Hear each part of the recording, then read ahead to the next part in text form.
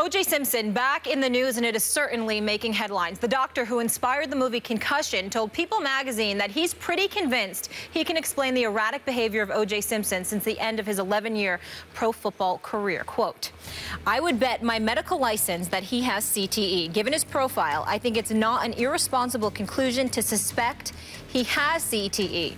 Now, Simpson, of course, was acquitted of the murders in a highly publicized 1995 trial, but was later convicted of armed robbery and kidnapping charges in 2008. He reportedly considered using CTE as part of his defense in that case. He is currently serving a 33-year sentence at a Nevada prison. Ryan Clark's still here with us.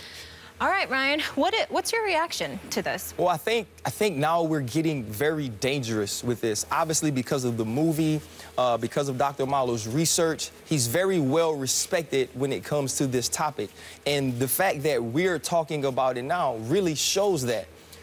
But now we're getting in dangerous ground because he says he's willing to bet, and it's not irresponsible. I think it's very irresponsible to say what he's saying. I'm with you. And for somebody who's a former player and who understands this and who has been in a lot of medical meetings about this, it worries me. For this fact, I'm a former player, right? So now he has so much passion for it. He feels like because Junior Seau or Mike Webster or Durson didn't affect other people, that people didn't care. He feels like that's why Concussion finished behind Alvin and the Chipmunks, because it's not affecting other people. So now when you put this narrative on OJ and the things that he's done since football, it's now affecting society. So he feels like this is a way to get other people involved and make them care about this subject, that it can one day affect you because these football players can fly off the rails because of things that they suffered during their career. So now when I go to get hired, if it's not at ESPN and I go to somewhere else, now do people have to look at me like, will Ryan Clark someday, because of CTE, do something irresponsible? Will we be able to control him? And on the other side of that, now can every former football player who decides to make bad decisions say, you know what? I'm suffering from CTE, or this could be from football, so that's my defense. That's my excuse. And it is irresponsible to say it now. Now, if OJ passes and we're able to do the study and research his brain and we find out he was suffering from CTE, which we can't directly correlate to the decisions he's made since football. And I understand Dr. Omalu has a passion for this, and it's great for the players who play now, and it's great for us who, after football, may have to deal with this. But we can't start attributing bad behavior and making the irresponsible claims that I will bet my medical license. No, you won't, because you can't. There's no betting line in Vegas that says you can put up your medical license, but when you say these things, people take it as word, people take it as Bible. And when you do that, you put a lot of us at risk, and you put a lot of attention on a lot of people who have dealt and played football, and you can't prove it. And that bothers me. I don't think it's right, and I have an issue with it. Stephen A., before you go, I just want to make sure everyone's clear that you can't test for CTE, as you alluded to, until someone's passed away. Exactly. Stephen A.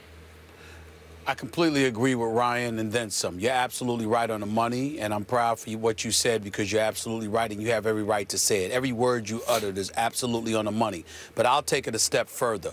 Skip Bayless, as I recall, Ryan Clark, Molly, as I recall, O.J. Simpson, Orenthal James Simpson, was acquitted of murder charges in 1998, ultimately for armed robbery, and I forgot what else. He was convicted in 2008 and is presently serving a 33-year sentence.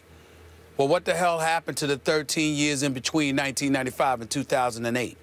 What happened to O.J. Simpson prior to retiring from his playing career and then subsequently being on commercials? Was CTE an issue when this man was jumping through over suitcases, running through the airport and all of those Hertz commercials? I don't think so. Did he have CTE when he was a pitchman? He seemed pretty lucid with all his faculties in order, with little to no problems at all. A matter of fact, if you listen to the prosecutors, Marsha Clark and you know, I forgot.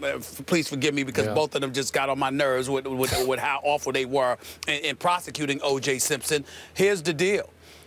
If I remember correctly, the case that was being made was that, you know what, the anger and all of that stuff had a lot to do with the fact that his ex-wife had hooked up with a younger dude, and Ronald Goldman, God rest his soul, and Nicole Brown Simpson's soul.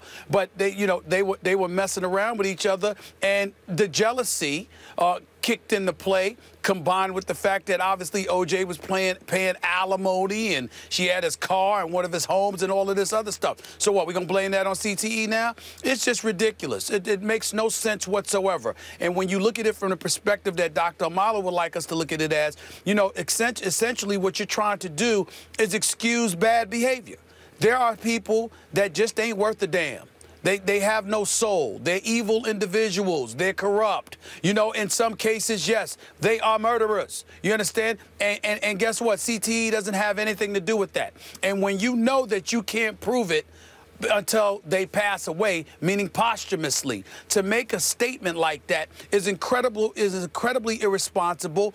And it's the kind of thing where, you're going to ultimately, if you keep making irresponsible statements like that, we all know that could eventually influence folks who are spectators of the game of football, looking at former football players and wondering what they're going to turn into when irresponsible statements like this are disseminated to the masses. There's no excuse for this whatsoever. It's an incredibly irresponsible statement.